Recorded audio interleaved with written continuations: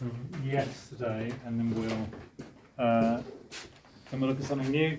So yesterday we were looking at displacement reactions of halogens, and you did some displacement reactions with halogens. So somebody do some observations off the top of their head. Chlorine and bromide. Go on. Was it yellow to orange? Neither of those is yellow. Chlorine is almost colourless as a solution. Bromide is colourless, but the solution definitely turns orange, yeah, as the bromine is produced. Chlorine and iodide. Brown. Turns brown as we make the I2, and bromine and iodide Turns brown. also turns brown. So we've got a little corner of reactions taking place there.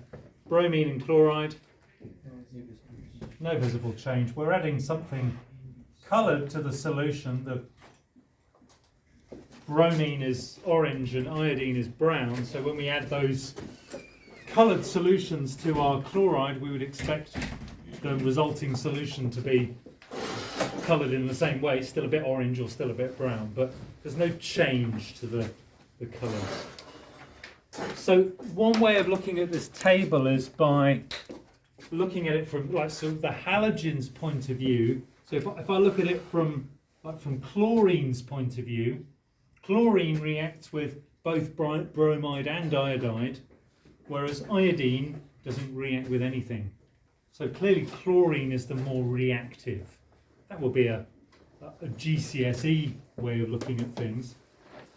But now we know that chlorine and bromine and iodine are all oxidizing agents. In other words, they're all really good at gaining electrons from other substances. We can say that as we go down that group, the oxidizing strength decreases. So fluorine will be the best at pulling electrons off other substances. Chlorine still pretty good, bromine quite good, iodine actually still pretty good, but the least good of all of them. They're all oxidizing agents. They will all work by pulling electrons off other substances, but iodine is the weakest at doing those. We can then not turn the table round, but look at it from the other point of view. If I look at it from the point of view of the halides, and I notice that iodide has two reactions, whereas chloride has no reactions. Clearly iodide is the strongest of the three halides, whereas chlorine is the strongest of the halogens. Iodide is the strongest of the halides.